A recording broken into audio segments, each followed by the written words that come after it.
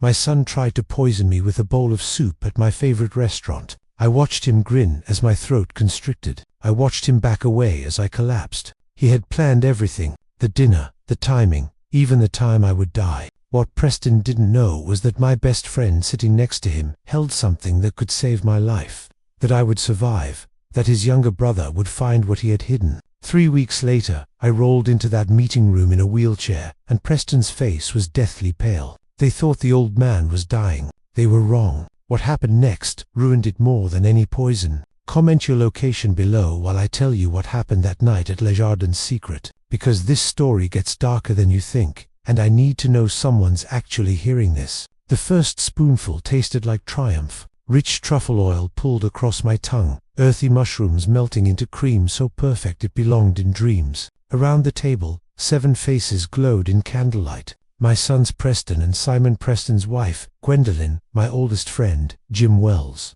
Le Jardin's Secret had outdone itself. Wesley Grant, the manager, had personally seated us in the private room upstairs, all mahogany and crystal. To the golden sun, someone said, raising a glass toward Preston. My eldest beamed his prosecutor's smile, cutting sharp across the table. 50 cases won. The Philadelphia DA's office practically salivated over his Senate run next year. Jim sat beside me swirling his wine. 25 years of friendship had taught me to read his silences. Tonight, he looked worried. I'd asked him here for a reason. I needed someone I could trust. He'd agreed without questions the way good friends do. I lifted my spoon again. That's when the burning started. Not the pleasant warmth of good cognac. This was different. Wrong. My throat began to tighten. Invisible hands wrapping around my windpipe with methodical precision. The spoon clattered against china. Jim's eyes sharpened immediately. Greg, his doctor's instinct kicked in. What's wrong? I tried to answer. Couldn't. My airways were collapsing like a condemned building, imploding floor by floor. The room tilted. Someone screamed, cutting through chaos. I saw my hands clawing at my collar, saw the white tablecloth rushing up, then the floor hard cold. Dad.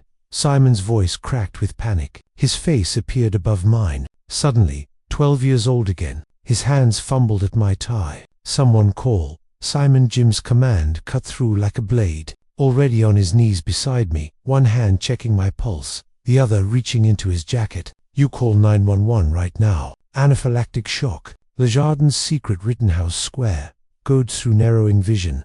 I saw Preston standing, not kneeling like Simon and Jim, just standing there 3 feet back, hands loose at his sides. His face wore an expression I'd seen 1,000 times. In federal court, a defendant whose alibi just collapsed. Disappointment, not horror, not panic. Disappointment. Everyone back. Jim's hands moved with practiced precision. Cold press of an auto-injector against my thigh. Greg, this is going to hurt. He'd brought an EpiPen. He knew my shellfish allergy. He'd been my physician since before Catherine died. The thought of her flickered through my oxygen-starved brain. The needle punched through my slacks. Epinephrine flooded my system like liquid lightning. For 5 horrible seconds, nothing changed. The vice squeezed tighter, then a hairline crack. Air, not enough, but something. Breathe slowly, Jim murmured, hand steady on my shoulder. Paramedics are coming. But I wasn't looking at Jim anymore. I was looking at Preston, my golden son. He'd moved closer now, face rearranging itself into concern. But I'd seen that first expression, that flicker of frustration when the EpiPen worked. When I didn't die, sirens wailed, growing louder. Footsteps thundered upstairs. Paramedics burst through, professional and efficient. Blake Anderson, our waiter, stood frozen against the wall. Olivier Dupont, the chef, appeared in the kitchen doorway, face ashen. 62-year-old male, anaphylactic shock, 1 dose EPOR minutes ago. Jim told the lead paramedic. Santos, her name tag read, known shellfish allergy. Responsive, but respiratory distress ongoing. They lifted me onto a gurney. The ceiling past overhead crown molding chandelier door. Cool October air hit my face as they wheeled me toward the ambulance. Above, Philadelphia's sky glowed, dirty orange. Jim climbed in beside me. Santos was already hooking me to monitors, beeps, and numbers I couldn't process. You, as physician? She asked. 2 years, Jim said. His hand found mine. The doors started to close.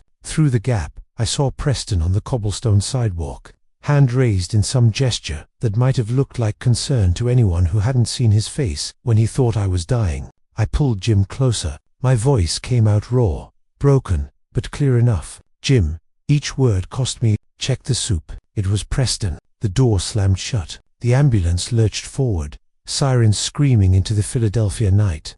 And somewhere behind us, my eldest son watched his perfect crime unravel. The thing about mornings after near death is that you remember the morning before with painful clarity. 18 hours earlier, I'd woken to silence. That's what I miss most about Catherine. Sounds, her slippers shuffling across hardwood, the clink of her spoon against her coffee mug, the rustle of newspaper pages she'd already read, but pretended not to, so I could discover the crossword myself. The Rittenhouse brownstone we'd bought 35 years ago felt too large. Now it's 4 stories, echoing with absence. I stood at the kitchen window, watching October light gild the brick facades across the street. My coffee had gone cold. The Philadelphia Inquirer lay folded on the counter. Headlines I couldn't bring myself to read. Politics, corruption, the usual betrayals. Catherine's photo sat on the windowsill where I'd placed it 8 years ago, right after the funeral. 54 years old in that picture, laughing at something I'd said at Simon's college graduation. Brain cancer had stolen her 2 years later, in 2016.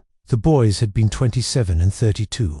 Too young to lose their mother, too old for me to shield them from the grief. My phone shattered the silence. Preston's name lit up the screen. I almost didn't answer. We hadn't spoken in 2 months. Not since our confrontation in my study. The confrontation where I'd given him an ultimatum. He'd clearly chosen to ignore. Dad. His voice came through tight, controlled. The prosecutor voice he used in court. Dinner tonight. 7 lured secret. I have news. Not a request. An announcement. Preston, I don't think. Please. The words sounded wrong in his mouth, like he'd had to excavate it from somewhere deep and unfamiliar. It's important. Family should be together for this. The line went dead before I could respond. I stood there, phone cooling against my palm, unease spreading through my chest like ink and water. Preston didn't do please. Preston didn't do vulnerable, and he certainly didn't invoke family. Not after what I knew about him, about what he'd done to those men. 20 minutes later, Simon called. Dad, you okay? My younger son's voice carried the warmth Preston's had lacked. I just got a weird call from Preston about dinner tonight. Did he call you? He did. Something's off. He's been acting strange lately. Simon paused, choosing words carefully. Stressed, aggressive, more than usual. Gwendolyn called me last week, said he's barely sleeping. Did she say why? No, but Dad, I'm worried about you. About whatever Preston's planning. I looked out the window again. A woman walked her dog past my brownstone normal Tuesday morning routine, oblivious to the small dramas playing out behind closed doors. I'll be fine, Simon. I can handle your brother. That's what worries me. You shouldn't have to. After Simon hung up, I walked to my study. The family photo hung above my desk. All 4 of us at the shore in 2010. Catherine radiant in her summer dress. The boys still young enough to stand close to their parents without self-consciousness. Preston had his arm around Simon's shoulders. Brothers, they'd been brothers once. I pulled the photo down, studied Preston's face. 25 years old, fresh from law school, blazing with ambition. When had that ambition curdled into something else? Something that could fabricate evidence, destroy innocent lives, threaten his own father. My desk calendar sat open to today's date, Tuesday, October 15th. I'd circled it in red last week, after I'd made my plan with Jim. After I'd decided tonight would be the night I'd give Preston one final chance to confess, to make it right before I went to the authorities. Tonight, everything would come to a head. I just didn't know how right I was, or how close to death that truth would bring me. I stared at the calendar, at that red circle, and felt the weight of inevitability settle over me like a shroud. Today was the day everything would end one way or another. I just didn't know my eldest son had already decided how. 3 months before the soup, I discovered my son was a killer. Not the kind who pulls triggers, the kind who wears Brooks Brothers suits and corrupts justice itself. It started as pride. The worst sins always do. Late July, past midnight, I sat in my study, surrounded by case files. Preston had just won his 47th conviction, and the Philadelphia Inquirer had called him the DA's office's secret weapon. I'd pulled his trial transcripts like a father admiring report cards. The Travis Hayes case caught my eye first. Armed robbery, 15 years, open and shut, according to Preston's closing, except something nagged at me. The witness placed Hayes at a 7-Eleven on South Broad at 10:47 p.m. The robbery happened on North Broad at 10:52, 5 minutes, plenty of time.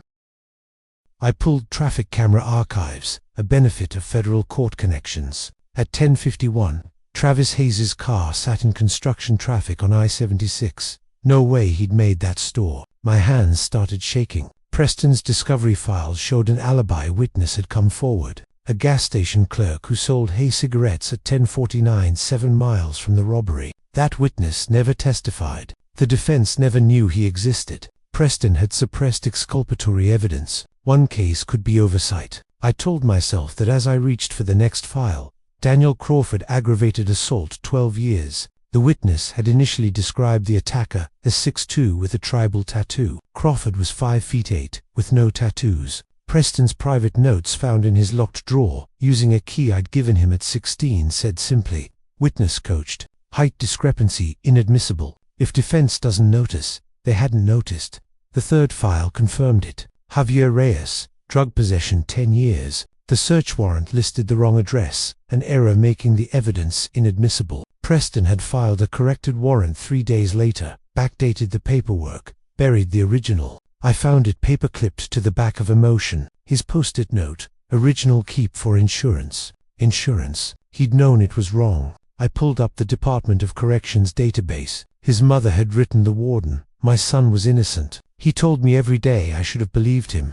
Javier Reyes still incarcerated. Psychiatric evaluations showed severe depression, suicidal ideation, 2 men dead, 1 man's life destroyed. And for what Preston's career tracker sat in his desk, a spreadsheet from law school forward, each conviction listed with win rate impact media mentions. Next to Hayes, Inquirer mentioned good press. Next to Crawford, DAR took notice promotion track. Next to Rahir's 45th win milestone. Milestones. I sat in that study until dawn broke over Philadelphia, staring at evidence of my son's crimes. The son I'd raised to believe in justice. The son Catherine had taught to value integrity. The son who'd sent 2 innocent men to their deaths. My hand reached for the phone. FBI. I needed to call the FBI, but my hand shook so violently I couldn't dial. Because once I made this call, I wouldn't just be reporting a corrupt prosecutor. I'd be destroying my own son. 2 months before the soup, I looked into my son's eyes and saw nothing human looking back.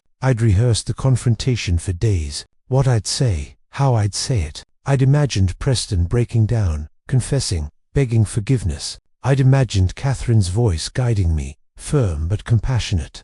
The way she'd handled the boys when they were young, and testing boundaries. But Catherine had never dealt with this. Neither had I closed the door. I said when Preston arrived at my study, Sunday afternoon. Simon was at a Phillies game. The brownstone silent, except for the clock on my mantel counting down. Preston closed it, sat in the leather chair across from my desk, the same chair where he'd done homework as a teenager, where I'd taught him to think like a lawyer. He crossed one leg over the other, perfectly at ease. I slid the files across the mahogany. "I know what you did." He didn't even glance down. "Which thing are we discussing?" The casualness of it, that's what broke something in me. Travis Hayes, Daniel Crawford, Javier Reyes. My voice shook. "You fabricated evidence, suppressed alibis, coached witnesses. You sent innocent men to prison, Preston. 2 of them are dead." "I won cases," he corrected. His tone was the same one he'd used discussing the weather. "That's what prosecutors do, Dad.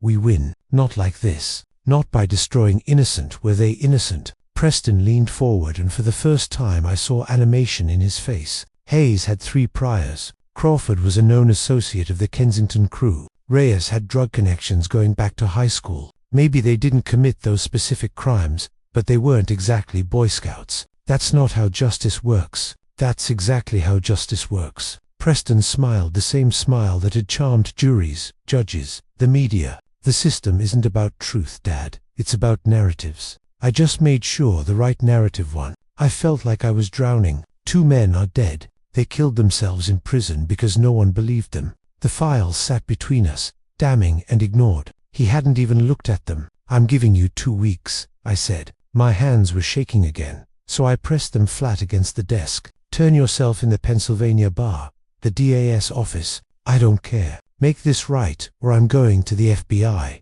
You destroy your own son. His eyebrows raised more curious than hurt. You destroyed yourself when you chose ambition over integrity. For a long moment, Preston studied me, the way an entomologist studies an insect pinned to a board, detached, analytical, faintly amused. Dad, let me explain something. He stood, buttoned his suit jacket. Those cases got me where I am. 47 wins, 94% conviction rate. The Senate seat is basically mine, and you'd think I'm going to throw that away because of 3 criminals who couldn't handle prison. They weren't criminals. That's the point. Everyone's a criminal. Preston's smile widened. Some just haven't been caught yet. I simply accelerated the process. He walked to the door, paused with his hand on the knob. You'll regret this, Dad. Family should protect family, not stab each other in the back. His eyes, Catherine's eyes, the same hazel green, held no warmth at all. Think very carefully about your next move. The door clicked shut behind him.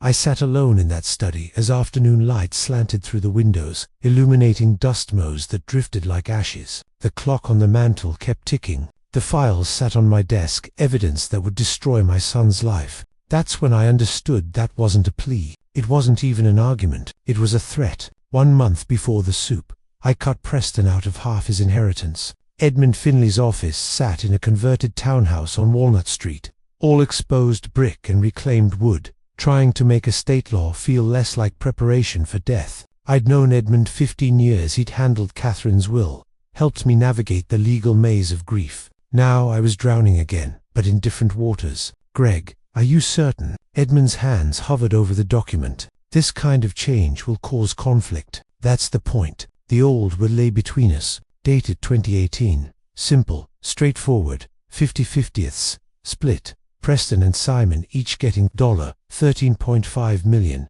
Fair, equal, the way parents love their children. But I'd raised a monster. Fair didn't apply anymore. New distribution, I said. 30% to Preston, 8.1 million, 70% to Simon, 18.9. Edmund's pen scratched across legal paper, and the conditional clause. If Preston is convicted of any felony, his share is forfeit. Everything goes to Simon. Greg righted. Edmund's jaw worked. He'd been a defense attorney before estates. He understood what I was saying. That I expected my son to be arrested. That I was writing my eldest out of my life permanently. You could wait. See how this plays out. Preston sent 2 innocent men to their deaths. He threatened me when I confronted him. I met Edmund's gaze. He doesn't deserve more than 30%. Honestly, he doesn't deserve anything. But I can't cut him off entirely. Not while some pathetic part of me still hoped. Edmund nodded, kept writing. I want a letter sealed with this to be read after my death,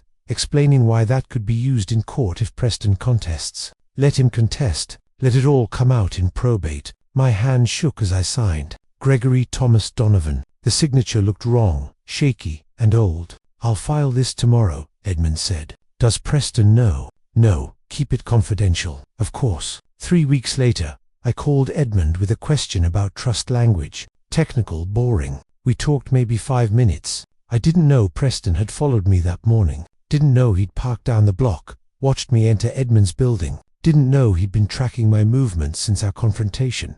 Paranoid and desperate. Didn't know he was sitting in his Mercedes across the street when I made that call close enough that his phone, still on my family plan, picked up Edmund's name on caller ID. Didn't know he'd recorded every word through Bluetooth. Preston sat in that Mercedes engine off October's sun beating through the windshield. He played the recording back twice. Edmund's voice crystal clear. Yes, the new will is filed. 30% to Preston, 72 Simon, with the felony conviction clause. His hands tightened on the steering wheel until knuckles went white. He cut me to 30%. Preston's voice barely above a whisper. After everything I've achieved, he looked at the phone in his hand, at his reflection in the rearview mirror, at the future crumbling. You'll pay for this, Dad. His finger hovered over the delete button. Evidence gone in one tap. You'll pay for every single thing you've taken from me. The recording vanished, and Preston started planning. 1 week before the soup, I set a trap. My study felt smaller that Tuesday afternoon, walls pressing in with the weight of what I was about to do. Outside Philadelphia moved through October routines, leaves turning students heading to classes. The city, oblivious to the small war inside one Rittenhouse brownstone. I picked up my phone, stared at Jim's number before calling. Greg. Immediate concern. Everything okay? Jim. I need your help with something serious. Silence. Then I'm listening. It's Preston. The words caught. He's committed crimes. Evidence tampering. Suppressing alibis. 2 innocent men are dead because of him. Jesus. Greg. I confronted him 2 months ago. He refused to turn himself in. Threatened me instead. I looked at Catherine's photo. I'm planning a dinner. Friday. I need you there as a witness. A witness to what? I don't know yet. Maybe nothing. Maybe everything. I gripped the phone tighter. I changed my will last month. Cut his inheritance. He found out. And Jim. He's desperate. The line went quiet. You think he might try something at the dinner? I need someone there I can trust. Absolutely, I'll be there. No hesitation. And Greg, I'm bringing an EpiPen just in case. Jim, your shellfish allergy is severe. If Preston might. He didn't finish. I'm bringing it. After we hung up, I sat in fading light for 10 minutes, then made the second call. Ramirez, gruff, impatient. Victor, it's Gregory Donovan. Judge Donovan. His tone shifted. We'd worked cases together on the federal bench. Been a while. I need to report potential crimes by a prosecutor in your jurisdiction. Papers rustling. I'm listening. I laid it out. 3 cases, fabricated evidence. Travis Hayes and Daniel Crawford, dead by suicide. Javier Reyes still imprisoned.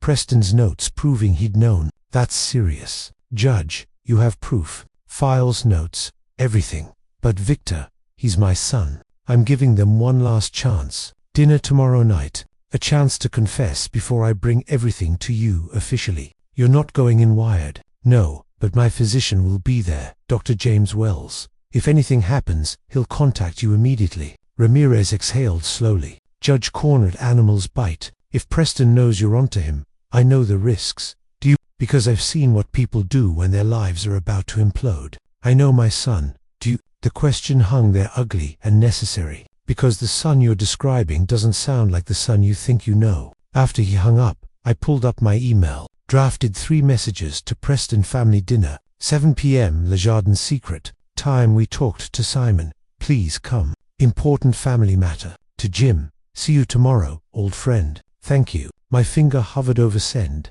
Once I did this, there was no going back. Preston would know I was making a move. I hit send. The emails disappeared into the digital void. 2 plans now in motion. Mine and Preston's. Only one would succeed. I just didn't know Preston had been planning for 3 weeks while I'd been planning for 3 days. Didn't know he'd already bought the crab oil. Already bribed Edmund.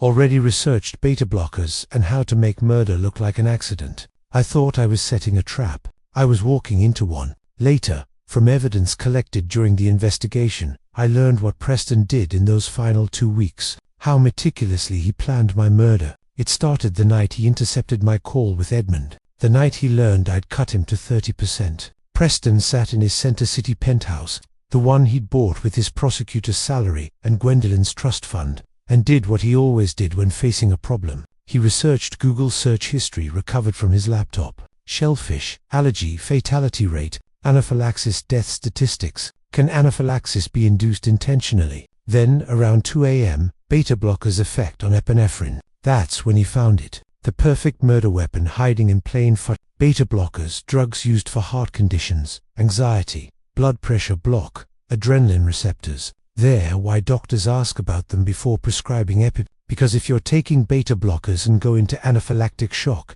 the epinephrine can't work. Your airways stay closed. You die. Preston's search history. 2:47 a.m.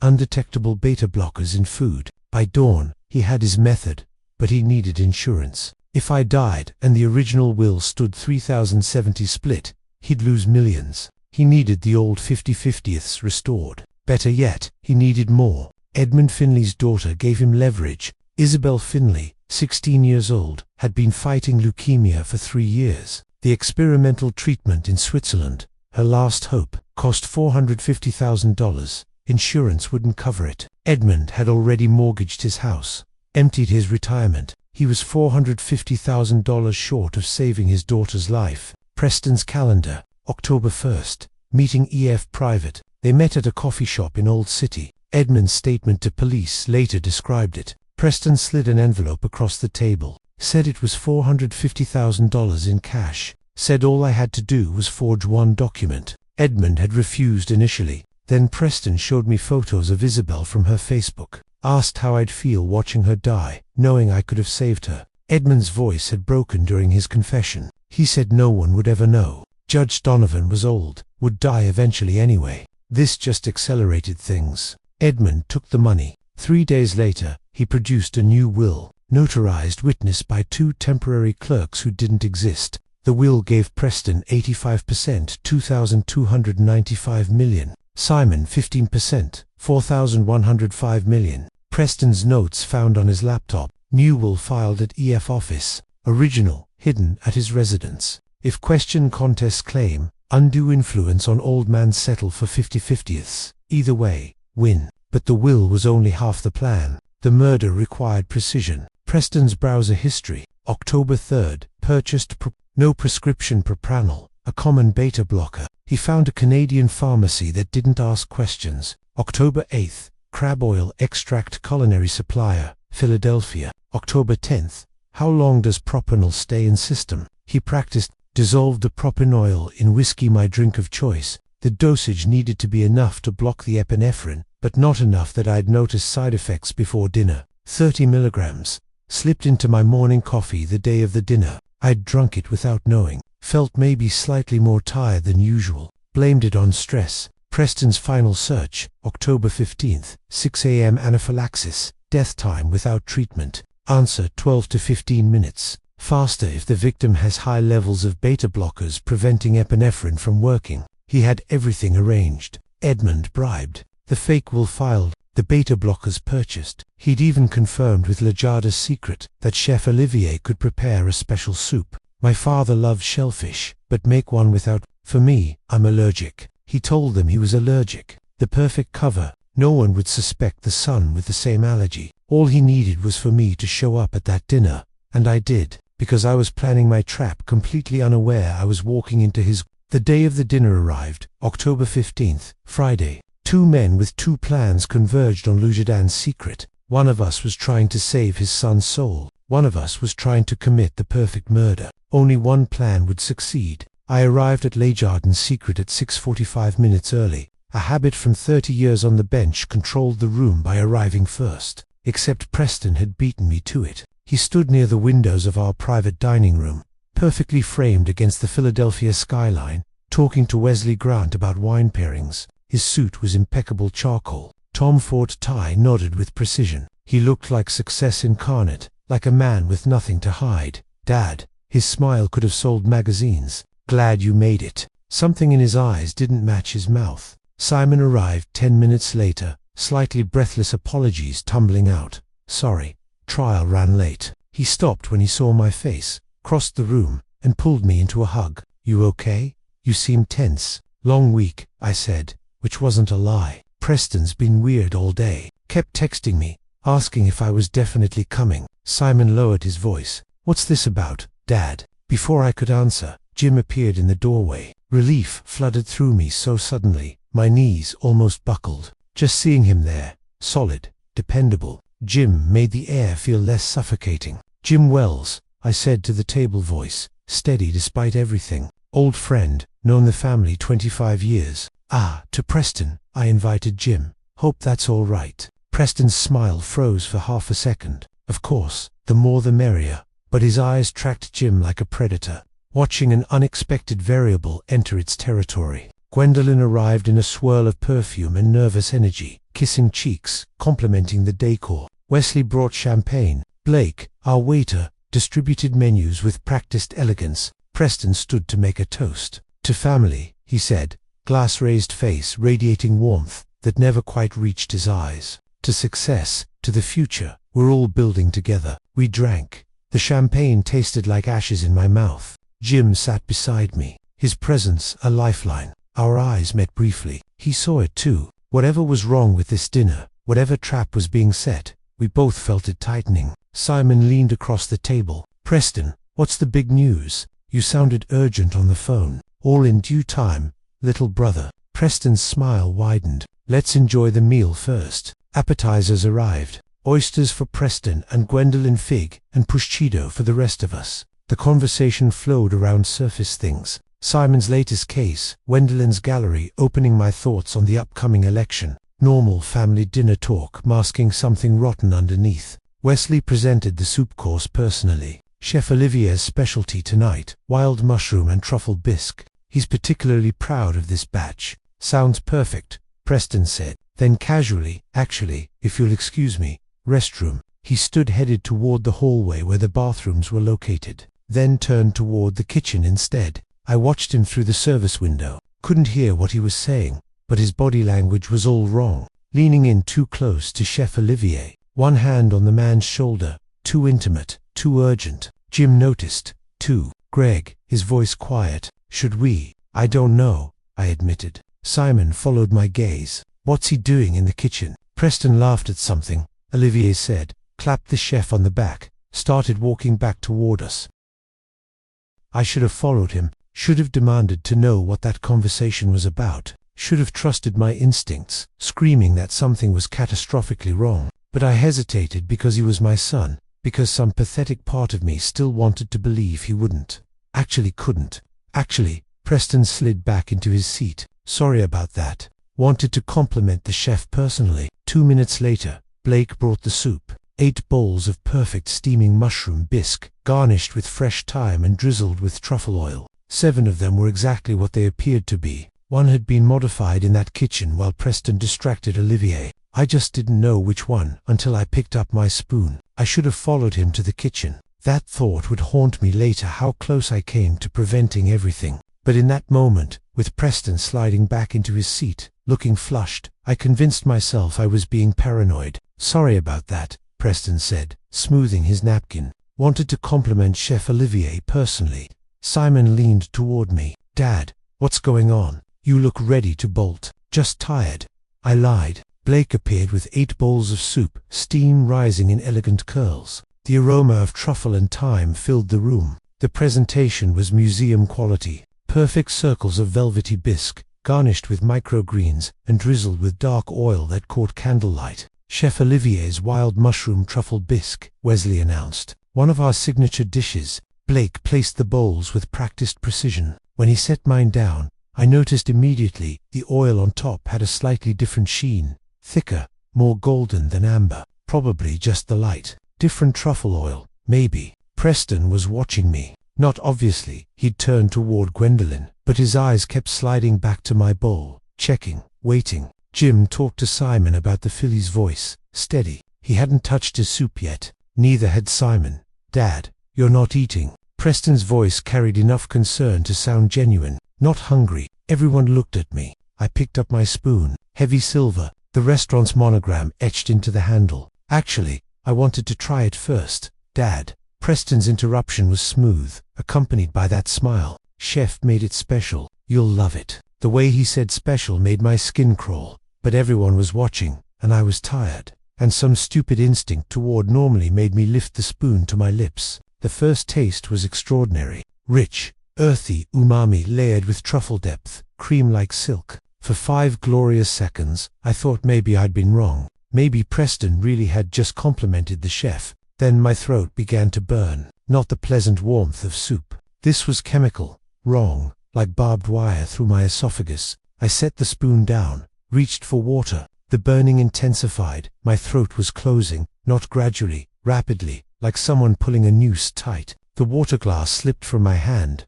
crystals shattering against china. Greg. Jim's voice sharp with alarm. I tried to answer, couldn't. My vocal cords had seized. The room tilted, faces blurring. But through chaos, I saw one thing with perfect clarity. Preston's face, not concerned, not shocked, watching, calculating. And in his eyes, just for a moment before he rearranged his expression, satisfaction. He'd done this, put something in my soup. Was watching me die with the cold assessment of a prosecutor confirming a verdict. My son was killing me. The thought was almost worse than the anaphylaxis, worse than my lungs seizing my vision, tunneling my body, betraying me. I'd raised him, loved him, taught him right from wrong, and he'd chosen this. The floor rushed up. Someone screamed, Gwendolyn, maybe Simon.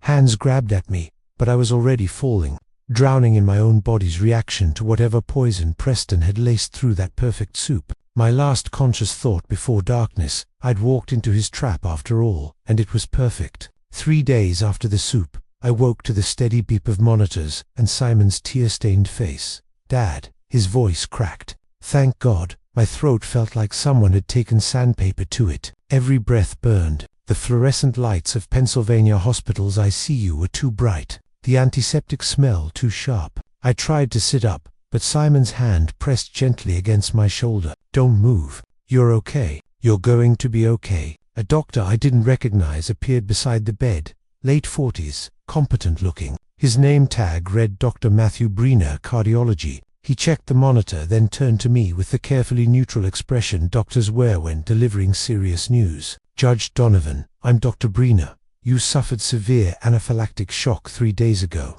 We nearly lost you twice in the ambulance." The memories flooded back. The soup, the burning Preston's face watching me die. "You had shellfish proteins in your system," Dr. Breener continued, "but we also found something else in your blood work." He paused. "Beta blockers. Do you take any heart medication?" "No." My voice came out as a rasp. "Never taken beta blockers in my life." Dr. Breener and Simon exchanged glances. "That's concerning, Judge. Beta blockers prevent epinephrine from working. Whoever gave you shellfish also gave you medication that would make sure the epion failed." His voice was careful, professional. "Someone who knew your allergy and knew pharmacology tried very hard to kill you." Simon's hand tightened around mine. "Dad was at Preston." Before I could answer, the door opened. Jim stood there still wearing his dress shirt from Friday night tie, loosened, looking like he hadn't slept in 72 hours. Relief crashed across his face when he saw me awake. "Greg." He crossed the room in 3 strides.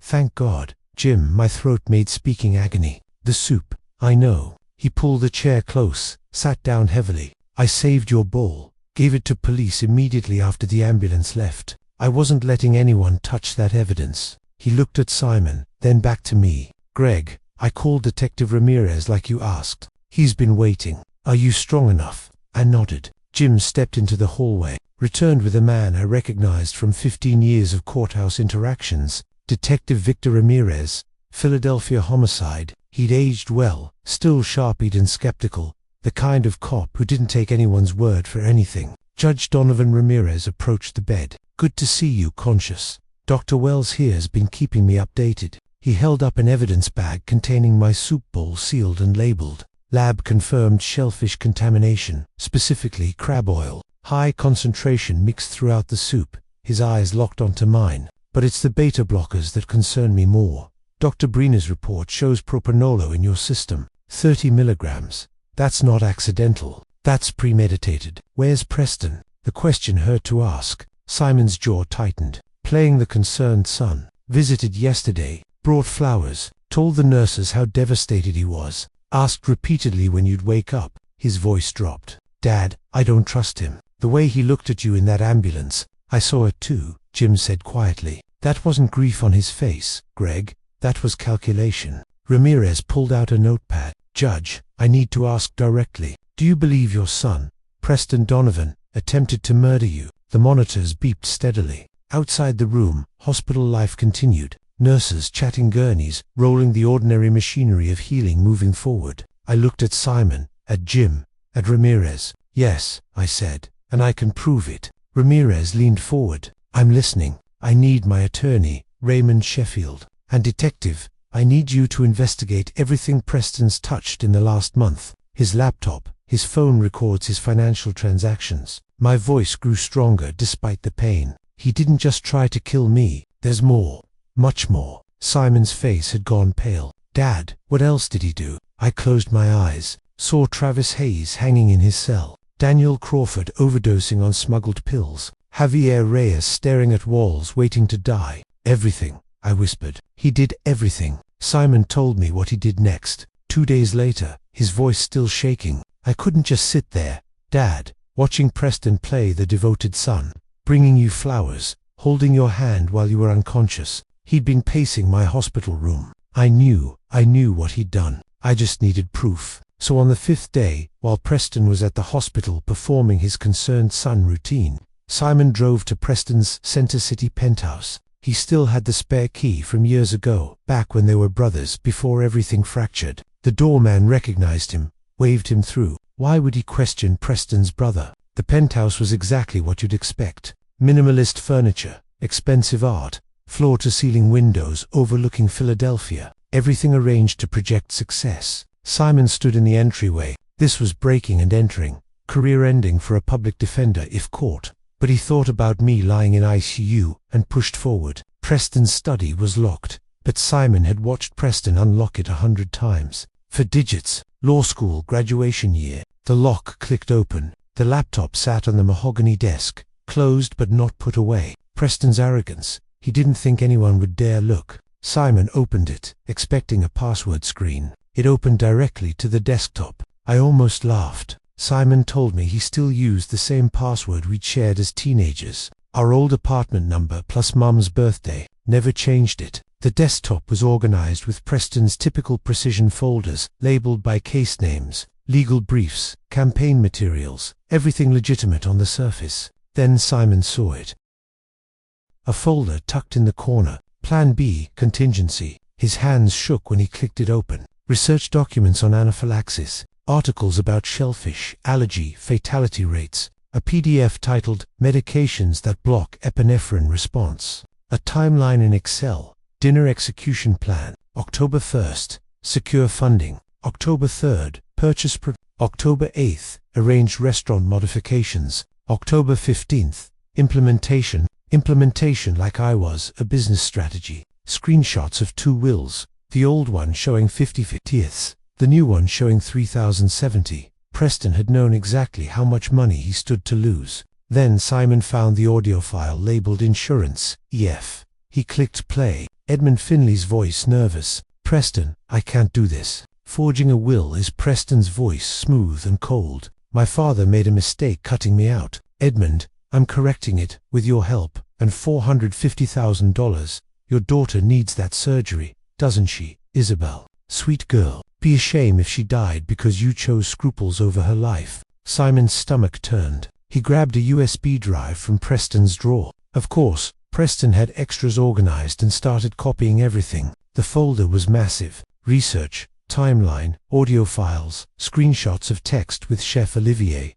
bank transfers. Preston had documented his own crime with prosecutorial attention to detail. The copying bar crawled 60%, 70. That's when Simon heard it. The sound of a key in the front door. His blood went cold. Preston wasn't supposed to be back for hours. Footsteps in the entryway. Preston's voice on his phone. No, I'm just grabbing files. Back at the hospital in 20 minutes. The USB, 85%. Simon's heart hammered. The study door was open. If Preston walked past, he'd see everything. 90%. Preston's footsteps coming closer. Did you hear something? 95%. Probably the wind. These old buildings 100% complete. Simon yanked the USB out, shoved it in his pocket, closed the laptop exactly as he'd found it, looked wildly for escape. The study had a door to the kitchen. Preston's open plan design meant multiple exits. Simon slipped through as Preston's footsteps reached the study doorway.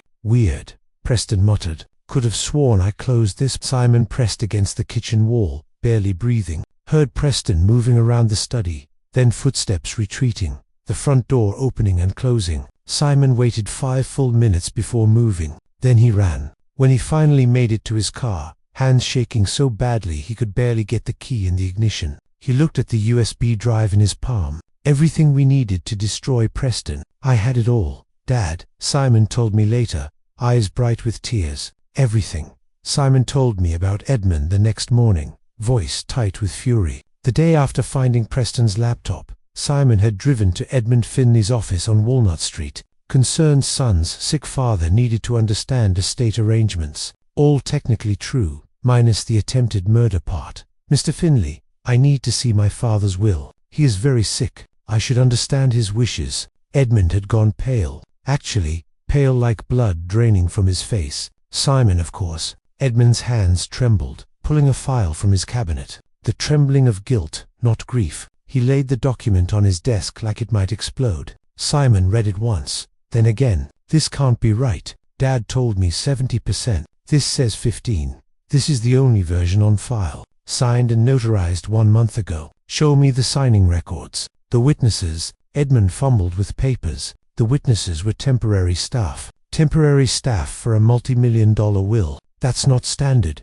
Edmund, Simon's lawyer instinct screamed. Dad requested 70% to me because Preston's under investigation. Did you know that when you forged this? Edmund flinched. I don't. Yes, you do. Simon pulled out his phone, photographed the will. Edmund reached for it, stopped. Dad told me exact terms 3 weeks ago. 30 Preston 70 me felony clause. This is forgery. Simon, please. But Simon was already walking out. Photos secured Edmund's panic, confirming everything. That night, Simon came to my hospital room after hours, bribed a nurse with coffee and charm. He showed me the photos. I stared at my signature perfect forgery, and the will giving Preston everything he tried to murder me for. That's not what I signed. My voice growled. You get 70, Preston 30 felony clause. I know, Dad. Simon's hand found mine. Preston forged it. Used Edmund. I found the audio. Preston threatening Edmund, leveraging his daughter's cancer treatment. Rage burned hotter than Anna. Preston hadn't just tried to kill me. He'd systematically dismantled my wishes, corrupted my attorney, stolen from his brother. He didn't just want you dead, Simon said quietly. He wanted to rob me, to make it look like you chose him over me. I looked at my younger son, the good one, who'd risked everything for this evidence, and felt something crack in my chest. Tomorrow we end this. Simon's jaw set. How we have laptop evidence, forged will Edmund as witness if we flip him. I looked at the photos again. We call Ramirez, Raymond Sheffield, and prepare for war. Preston will fight. Let him. I met Simon's eyes. He didn't just try to kill me. He tried to steal your inheritance, your future, everything your mother and I built. Simon nodded slowly. First, I smiled, and it felt like baring teeth. We visit Edmund together. Make him understand cooperation is his only redemption. Simon told me later he didn't wait until morning. I couldn't sleep, he'd said, sitting beside my hospital bed. Kept thinking about Edmund in that office, knowing what he'd done. Probably terrified Preston would find out I'd been asking questions. So, at 11 p.m. on the 6th day after the soup, Simon drove to Edmund's house in Mount Airy, a modest colonial. The kind of place where lawyers who choose integrity over wealth end up. The porch light was on. Someone was still awake. Edmund answered on the third knock. His face went absolutely white when he saw Simon standing there in the November cold. We need to talk, Simon said. Simon, it's late. I can't. Edmund's voice was already shaking. I know what you did. Simon kept his voice quiet, steady, the voice he used in court when he had a witness cornered. Preston paid you to forge my father's will. $850,000. I have the recording. Edmund's hand went to his chest, like he was having a heart attack. For one horrible moment, Simon thought he actually might be. I don't. You do. Simon pulled out his phone. Press play. Edmund's own voice filled the quiet street. Preston, I can't do this. Forging a will. Then Preston's voice, cold as January. My father made a mistake cutting me out. I'm correcting it. Your daughter needs that surgery, doesn't she, Isabel? Sweet 16-year-old Isabel. Edmund made a sound like a wounded animal. Tried to close the door. Simon blocked it with his foot. You're going to give me the real will, and you're going to tell me everything, because right now you're an accessory to attempted murder. My daughter is dying. Edmund's voice cracked completely. Tears already streaming. She's 16 years old and she has maybe 3 months left, and I was completely out of options, and Preston offered me a way to save her life. He choked on sobs. I thought your father would die peacefully. Old age, maybe a heart attack, something natural. I didn't know Preston was going to poison him. I swear to God, I didn't know, but he did. Simon's voice was hard. That's what you're an accessory to now. When Detective Ramirez gets that audio file, you're looking at 5 to 10 years. Edmund collapsed against the doorframe, literally sliding down until he was sitting on his own threshold, crying into his hands. Isabel needs that surgery, he said through tears. Switzerland, experimental treatment, her last hope. Insurance denied it. I've mortgaged the house twice, emptied every retirement account, taken loans from everyone I know. I'm still $850,000 short of saving my daughter's life. He looked up at Simon, face ravaged. What would you do, Simon, if it was your child dying? Not this. Simon's voice was firm, then quieter. But Edmund, my father, didn't die. Preston tried. He researched how to make murder look like an accident, and now he's going to pay for it. The question is whether you pay with him or whether you help us stop him." Edmund wiped his face with shaking hands. "What do you want from me?" "The real will, the one my father actually signed, and full cooperation, testimony, bank records, recordings, everything you have. They'll disbar me. I'll lose my practice. I'll go to prison, maybe. Probably." Simon crouched down to Edmund's level. "But Edmund, there's a difference between being Preston's accomplice and being his victim. Help us put him away, and I'll make sure the DA knows you cooperated. That Preston coerced you using your daughter's life." Edmund stared at him. "Why would you help me after what I did to your father?" "Because my father taught me something Preston never learned." Simon's voice was quiet, but absolute. "Justice isn't about revenge. It's about making things right." Edmund was silent for a long moment. Then he stood, slowly, like every bone hurt. "The real will is in my home safe. Give me a minute." Simon waited while Edmund disappeared into his study, heard the safe clicking open, watched Edmund return with a folder and trembling hands. "This is what Gregory actually signed. 30% to Preston, 70% to you with a felony conviction clause." Edmund's voice was hollow. "I kept it because I was afraid Preston would turn on me, that I'd need proof." Simon took the folder, saw my actual signature, my actual wishes preserved. "What else do you have?" "Everything." Edmund walked to his desk drawer, pulled out a thick envelope. "Recordings of every conversation with Preston, bank records showing the $450,000 transfer, contact info for the fake witnesses I paid, notes on how Preston told me to backdate everything." Simon took the envelope. "Evidence that would destroy his brother's life." "Edmund." Simon's voice was careful now. "How much does Isabel's surgery cost total?" $850,000. Edmund's voice broke. Simon pulled out his phone, made a transfer. Everything he'd saved in 10 years of public defender work. "I just liquidated my savings, my retirement fund, everything I've saved since law school. It's $400,000. He met Edmund's shocked stare. "It's yours for Isabel's surgery." Edmund's face crumpled. "Simon, I can't." "You don't have to." "I know I don't have to. I'm choosing to." Simon's voice was firm. "One condition: you testify against Preston. Full confession. Help us make sure he never hurts anyone else." "But why?" Edmund was crying again. "After everything I've done. Because your daughter is innocent." Simon said it simply. "Isabel doesn't deserve to die because her father made a terrible choice. And somewhere under all this, I think you're not a bad man, just a desperate father who was manipulated by someone worse." Edmund stood in his doorway, evidence in one hand, his daughter's salvation in the other, and wept. 3 weeks after the soup, I wheeled myself into the mediation room at Raymond Sheffield's law firm. My hands still shook on the wheelchair controls, residual nerve damage from the anaphylaxis. Dr. Briner said it would pass eventually, or it wouldn't. Either way, I was alive to see this through, and that was what mattered. Preston stood when I entered. Perfect charcoal suit, perfect hair, perfect expression of concerned relief, plastered across his face like a mask. "Dad." He moved toward me like he was going to embrace the wheelchair, arms already opening. "So glad you're recovering. We were all so worried." "Sit down, Preston." My voice stopped him mid, not loud, just flat. The voice I'd used from the federal bench when a lawyer was about to perjure themselves, and I wanted to give them one last chance to reconsider their life choices. Preston sat. The room was deliberately neutral. Ramon's largest conference room, floor-to-ceiling windows overlooking Rittenhouse Square, morning light streaming across a mahogany table that could seat 20, but today held only 8. Simon sat to my right, his jaw set with quiet determination. Raymond beside him, leather portfolio, open evidence organized with military precision. Jim sat behind me, present as both friend and medical witness. Detective Ramirez stood near the door, deliberately casual in his sport coat, like he just happened to be there for coffee. Gwendolyn sat beside Preston, face pale and confused, fingers twisting her wedding ring. She didn't know yet. Preston had kept her in the dark all these weeks, playing devoted husband while the walls closed in. Preston's lawyer, some expensive shark named Mitchell from a Center City firm, cleared his throat importantly. Judge Donovan, my client, is of course happy to discuss any unfortunate misunderstandings regarding the restaurant incident,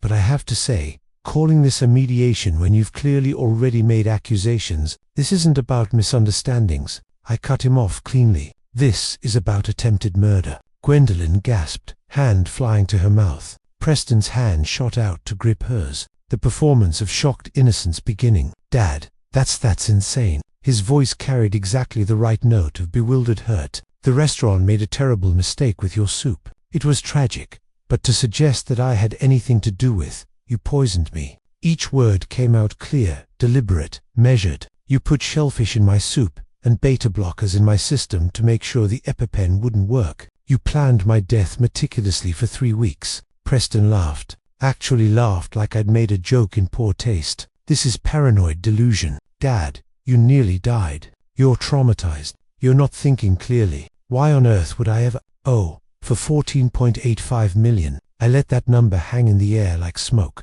The difference between 30% and 85% of my estate. The difference between the will I actually signed and the one you paid Ed and Finley to forge." Preston's smile froze on his face, just for a second, a micro-expression of pure panic before he caught himself. "But I saw it. Simon saw it. Everyone in that room saw it. I don't know what you're talking about." "The forged will," Simon said quietly, pulling a folder from his bag. "The one that gives you 85% and me 15. The one that doesn't exist in any legitimate filing." Preston's lawyer leaned forward, trying to regain control. "My client has absolutely no knowledge of any forged documents. We have recordings," Raymond said, and I could hear the satisfaction in his voice. 30 years of friendship, and he'd never liked Preston, never trusted that smooth prosecutor charm. "Audio recordings of your client threatening Edmund Finley, using the man's dying 16-year-old daughter as leverage to force him into felony fraud." Preston turned to Gwendolyn, his face rearranging itself into bewildered hurt. "The wounded innocent. Gwen, you know me. You know I would never." "We also have your laptop," Simon said. Preston went very, very still. The kind of still that only comes when someone realizes the trap has already closed around them. "I'm sorry, what?" Mitchell again, trying desperately to salvage something. "What laptop?" Simon slid a thick folder across the mahogany table. It made a sound like a gavel falling. "Preston's personal laptop, the one he keeps in his home office. The one with a folder very specifically labeled Plan B Contingency." All the color drained from Preston's face. "You can't. That's an illegal search. I used the spare key you gave me years ago," Simon said calmly, meeting his brother's eyes without flinching. "The one for emergencies. Watching our father nearly die from poisoning seemed like an emergency." Raymond pulled documents from the folder with the precision of a surgeon, spread them across the table like a prosecutor laying out evidence at trial, which in every way that mattered, he was. Research on anaphylaxis fatality rates, detailed articles about beta blockers blocking epinephrine response, a timeline meticulously titled Dinner Execution Plan. Raymond's voice was clinical, devastating screenshots of both wills. The real one your father signed, and the forged one giving you the majority. Bank transfer receipts for $450 now, and multiple audio files documenting conversations with Edmund Finley, Chef Olivier, and interestingly, a pharmacist in Toronto who doesn't ask many questions. Gwendolyn was staring at Preston like she'd never seen him before in her life. "Preston," her voice came out small, broken. "What is this? What did you do?" "It's nothing they're fabricating. They're desperate. We have everything." "Preston," I leaned forward in the wheelchair, meeting my son's eyes. "Every search you made on that laptop, every file you downloaded, every step of every crime you planned." Preston's eyes darted to the door. Detective Ramirez shifted almost imperceptibly, blocking the exit route. "This is absolutely ridiculous." Preston stood abruptly, chair scraping. "You have nothing. Circumstantial evidence at best, most of it inadmissible. Sit down." Raymond's voice cracked through the room like a whip. Preston didn't sit. He stood there trapped between the table and the door, his lawyer frantically scribbling notes. "You went through my private files." Preston turned to Simon, and for the first time since childhood, the mask slipped completely away. Pure, undiluted rage underneath. Preston spun on Simon, face twisted with rage. "You betrayed me, your own brother. You tried to kill our father." Simon's voice stayed steady. "You betrayed yourself." Raymond pressed play on the audio recorder. Edmund's voice filled the room, terrified and guilty. "Preston, I can't forge a will." Preston's voice cold. "My father made a mistake. I'm correcting it with $450,000. Your daughter needs that surgery, doesn't she?" Gwendolyn stood abruptly, backing away from Preston like he'd turned into something she didn't recognize. Ramon laid out more evidence. Laptop files showing research on anaphylaxis beta-blocker interactions, a timeline titled Dinner Execution Plan, screenshots of both wills, the real one Gregory signed, and the fake one giving Preston 85%. Preston's lawyer was frantically taking notes. My client invokes his right to wait. Jim stood from behind me. I have something to say. Everyone turned. Jim pulled a folder from his bag. I'm Dr. James Wells. I've been Gregory's physician for 25 years. His voice was clinical. Gregory has severe shellfish allergy. I've treated him twice for minor reactions. He opened the folder. The hospital's toxicology report shows beta blockers in Gregory's system. Propranolol, 30 milligrams. Jim looked directly at Preston. I've never prescribed Gregory beta blockers. Neither has any doctor in his network. Someone gave them to him deliberately. Beta blockers block adrenaline receptors. Jim continued, voice hardening, which means they block epinephrine, the medication in Whoever did this knew exactly what would happen. The EpiPen wouldn't work. Gregory would die. His voice cracked. This was premeditated murder. Preston, you researched how to kill your own father. The room went silent. Raymond added, Chef Olivier's written statement. Chef Olivier confirms Preston came into the kitchen, spoke privately about his special preparation for Judge Donovan's soup. Preston's face had gone grey. I didn't. It wasn't supposed to. You meant every bit. My voice cut through. You researched beta blockers. You bribed Edmund. You planned this for weeks. The door opened. Edmund Finley walked in looking 20 years older. I'm sorry, Gregory. Edmund's voice shook. Preston paid me $450,000 to forge your will. Threatened my daughter's life if I refused. He placed two documents on the table side by side. The real will, 30% Preston, 70% Simon. The forged will, 85% Preston, 15% Simon. I'll testify to everything, Edmund said. Preston tried to run. Detective Ramirez blocked the door. Preston Donovan, you're under arrest for attempted murder evidence, tampering, bribery, fraud, and conspiracy. His hand went to his cuffs. 3 counts of prosecutorial misconduct. 2 counts of felony murder for Travis Hayes and Daniel Crawford. I earned this. Preston's voice broke. 47 wins Senate seat. I made this family name mean something. He lunged at me, Ramirez, barely catching him. You destroyed me for what your precious integrity. I looked at my eldest son, handcuffed, screaming. Everything Catherine and I had built, completely gone. No, Preston, I said quietly. You destroyed yourself. Ramirez pulled Preston toward the door. Preston was still screaming, still fighting. You'll regret this, Simon, Simon. The door closed, cut off his voice. Wendelin was crying. Simon's hand found mine. Jim's hand landed on my shoulder. Raymond gathered the evidence. That's everything we need. Preston's going away for a long time. I nodded, couldn't speak. The weight of watching my son arrested pressed down until breathing hurt. You did the right thing, Dad, Simon whispered. Had I'd brought a criminal to justice. But I'd also destroyed my son. Catherine, I thought, did I do the right thing? That was 3 months ago. 5 years later, I visited Preston in prison for the first time. Say Phoenix visiting room smelled like industrial cleaner and defeat. Preston appeared behind the plexiglass, looking 20 years older. Grey hair, hollow cheeks, prison jumpsuit hanging loose. We sat, said nothing for a long moment. I slid an envelope through the slot. Your mother wrote this before she died. I found it in her things last month. Preston's hand shook opening it. Catherine's handwriting flowing and familiar. Always choose integrity over ambition.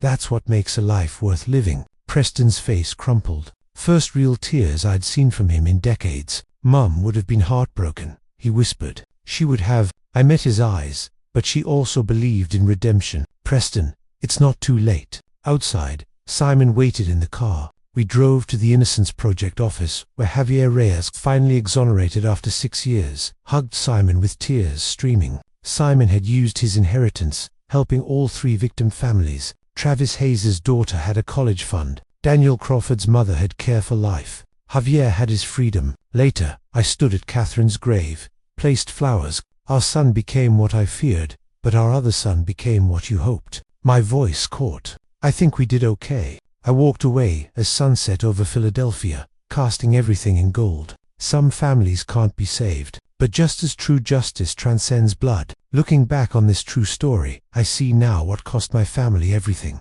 I raised Preston to achieve, but forgot to teach him contentment. I celebrated his wins, but never asked what he sacrificed for them. When ambition becomes God, integrity becomes negotiable. That's the lesson from these grandpa stories I share with you. Now, success without characters just a countdown to destruction. The Lord says in Proverbs, "What good is it for someone to gain the whole world, yet forfeit their soul?" Preston gained 47 convictions and lost his humanity. I pray daily that God will reach him in that prison cell, that redemption isn't beyond even him. This true story taught me you can give your children everything except wisdom. That must be earned through choices. Theirs, not yours. I chose justice over blood, and God knows it nearly destroyed me. But some truths transcend family loyalty. If you're raising ambitious children, teach them this from these grandpa stories. Integrity isn't what you do when people are watching. It's what you do when nobody will ever know except God. Don't make my mistakes.